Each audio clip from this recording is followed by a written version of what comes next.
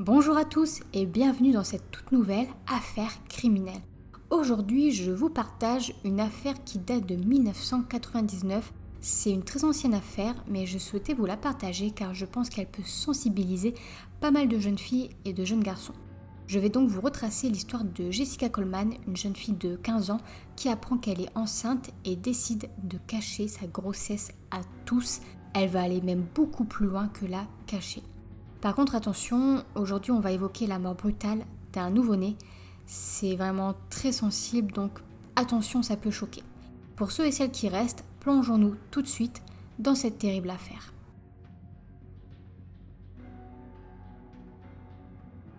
Cette affaire prend lieu et place en 1999 dans la ville de Columbia Station, dans l'Ohio. En 1999, Jessica Coleman est une jeune fille de 15 ans. Elle est en première année d'université à Columbia High School. C'est une bonne élève avec de bonnes notes. C'est aussi une sportive. Elle est pom-pom girl de son lycée. Cette année-là, Jessica commence à sortir avec un jeune homme du nom de Thomas Trolson, de son surnom Tom, qui est lui une star du basketball. Leur relation devient vite sérieuse et ils commencent rapidement à devenir intimes, à avoir des relations sexuelles. Pour Jessica, Tom est sa première fois. Les jours passent et Jessica remarque que ses règles n'arrivent pas. Bon, elle a 15 ans, elle est sportive, ses cycles n'étaient pas très réguliers, elle n'y a donc rien vu de vraiment inquiétant.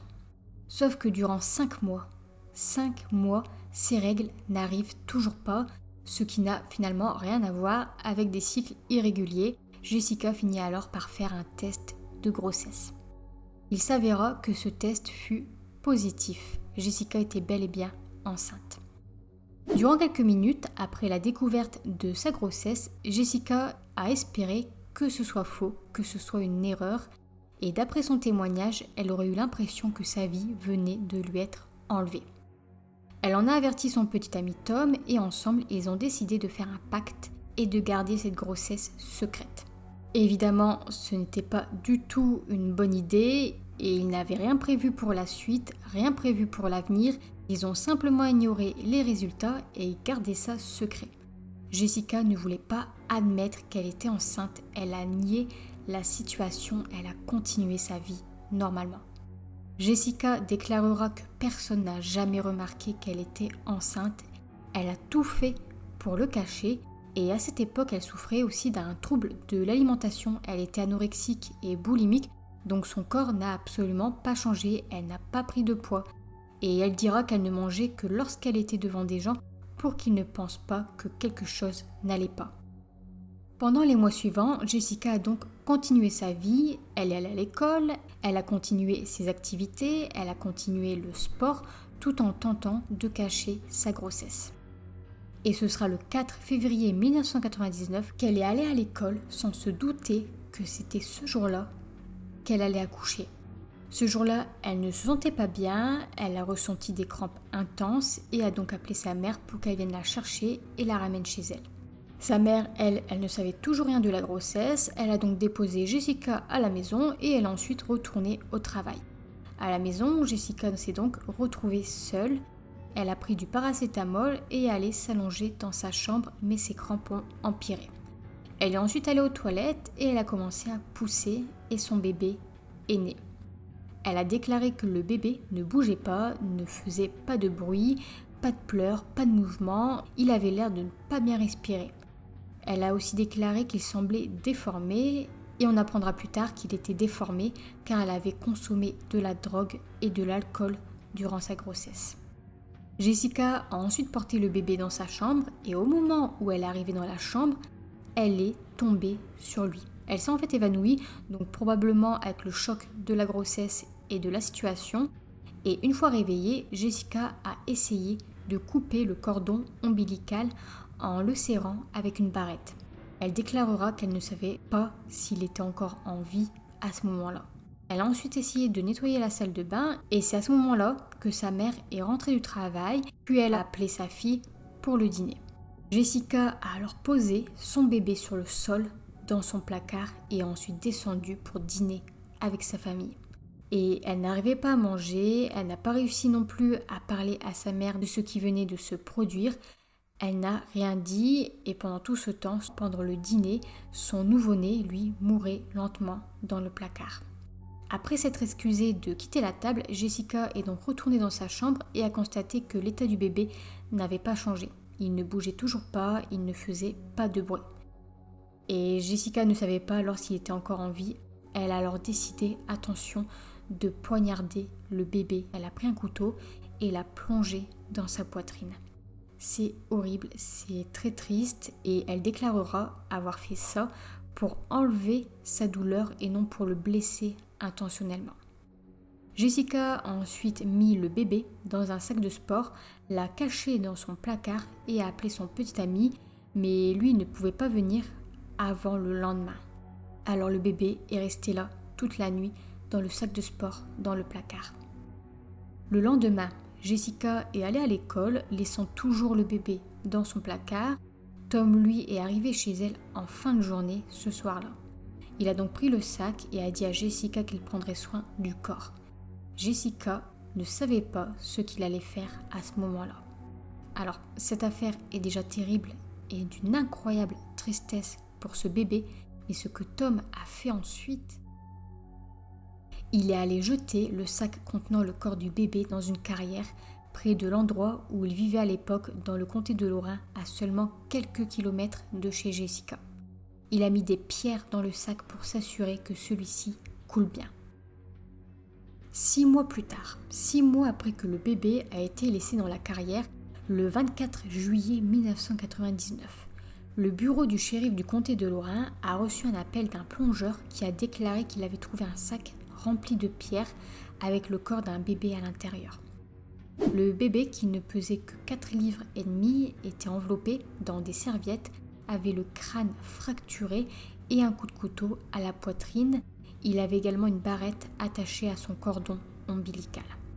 La nouvelle a bouleversé toute la communauté et on ne savait rien de ce bébé, on n'avait aucune information, mais la communauté fut très secouée et il lui a fait des funérailles, une tombe, une pierre tombale, et on a décidé de le nommer Baby Boy Hope.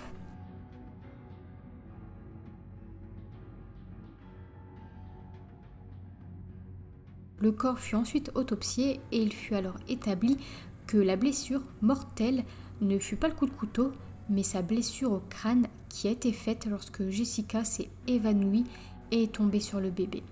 Le médecin légiste a noté qu'un impact contondant sur la tête et une possible lésion cérébrale ont été la cause du décès de ce nourrisson. Lors de l'annonce de la terrible découverte du bébé dans la carrière, Jessica et Tom, eux, étaient dans le jardin lorsque la mère de Jessica leur a annoncé la terrible nouvelle. Jessica dit qu'une fois qu'elle a appris la nouvelle, elle a été tentée de parler à sa mère. Elle était mal, elle avait peur de se faire prendre, donc elle voulait tout avouer, sauf qu'elle n'a pas osé le faire et elle déclarera qu'une partie de la raison pour laquelle elle n'a pas avoué au début était qu'elle ne voulait pas perdre Tom. Finalement, donc malgré la découverte du bébé, Jessica n'a rien dit et a gardé ce terrible secret. Et dans les jours, les semaines, les années qui ont suivi, Jessica a déclaré que sa vie s'était effondrée. Tom, lui, était parti à l'université, ils avaient rompu. Elle a dit qu'elle ne pouvait pas se remettre du profond secret qu'elle détenait. Elle buvait aussi et elle consommait de la cocaïne. Nous voici maintenant 5 ans après le mystère non résolu de Baby Boy Hope. Jessica ne sortait donc plus avec Tom et fréquentait sérieusement un jeune homme qui se prénommait Matt Mackenzie, un barbier local. Une nuit, alors qu'ils étaient dans un bar, Jessica et Matt parlaient de leur avenir ensemble. Matt parlait notamment de mariage et le fait qu'il parle de mariage a totalement bouleversé Jessica. Elle a en fait eu une petite crise, elle a commencé à pleurer, même à s'effondrer et a enfin commencé à dévoiler son secret qu'elle gardait depuis toutes ces années. Sauf que leur conversation fut entendue et aussitôt rapportée par appel anonyme aux enquêteurs. Les appelants avaient été très précis, très sûrs de leurs informations, ils avaient fourni un nom et les enquêteurs ont donc pris ces informations très au sérieux et ils ont alors ensuite décidé d'interroger Jessica Coleman. Après 6 années de recherche infructueuse de celui ou celle qu'ils appelaient un monstre qui avait tué un enfant et s'était débarrassé de son corps d'une manière si horrible, le détective Yost a été choqué lorsqu'il s'est retrouvé face à Jessica pour l'interroger. En fait, il s'était fait une idée du type de personne pouvant commettre un acte aussi horrible. Il ne s'attendait pas à se retrouver face à une jeune fille de 21 ans avec une vie tout à fait normale, avec une famille, avec un petit ami et en études. Le détective Yost a donc interrogé Jessica chez elle et il a tout de suite su que c'était bien elle. Elle sanglotait, elle s'excusait, elle disait de ne pas la considérer comme un monstre et Jessica a fini par tout avouer, par dévoiler tout ce qui s'était passé. Elle a raconté toute l'histoire. Jessica Coleman et son ex-petit ami Tom Trolson ont alors été arrêtés en 2005 et ont dû répondre de leurs actes face à la justice. Leur procès a eu lieu en février 2006. Jessica a alors 22 ans et Tom a 25 ans. Jessica a été jugée en tant qu'adulte et a plaidé coupable de 7 chefs d'accusation, dont l'homicide involontaire. La peine maximale qu'elle aurait pu recevoir était de 24 ans de prison et elle a été condamnée à 6 ans de prison. Tom, lui, a plaidé coupable de 3 chefs d'accusation, dont l'abus d'un cadavre. La peine maximale qu'il aurait pu recevoir était de 11 ans de prison et il a été condamné à 2 ans de prison. Et Tom, avant la découverte de son secret, était devenu professeur. Mais suite à cette affaire, il a perdu son poste et sa licence d'enseignement et n'a plus jamais enseigné. Et si Jessica a été accusée d'homicide involontaire, c'est suite à l'autopsie qui a déclaré que c'était la chute qui avait causé la mort du bébé et non son coup de couteau. Petit fait aussi à savoir dans cette affaire, le juge Zaleski, qui a prononcé la peine de Jessica, a demandé à sa famille, y compris à sa petite fille, alors âgée de 14 ans, de s'asseoir dans sa salle d'audience lorsqu'il a prononcé la peine.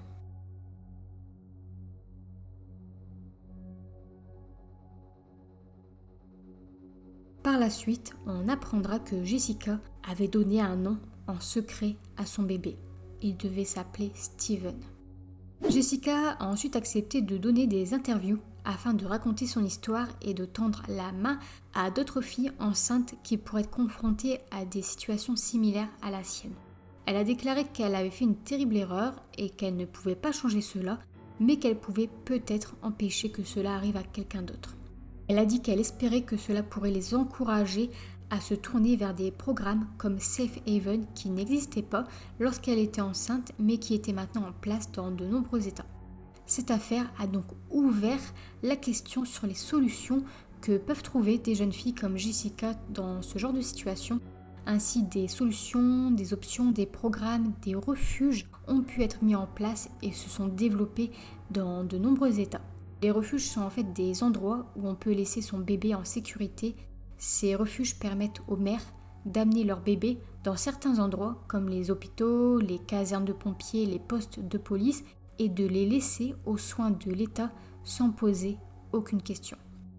Donc c'est ainsi que se termine cette terrible histoire. C'était dans les années 90, donc c'était encore tabou, mais ce type de drame existe encore et il est alors encore aujourd'hui très important de parler aux jeunes filles et aussi aux jeunes garçons de relations sexuelles, de contraception, de planning familial et des autres solutions qui existent pour les aider.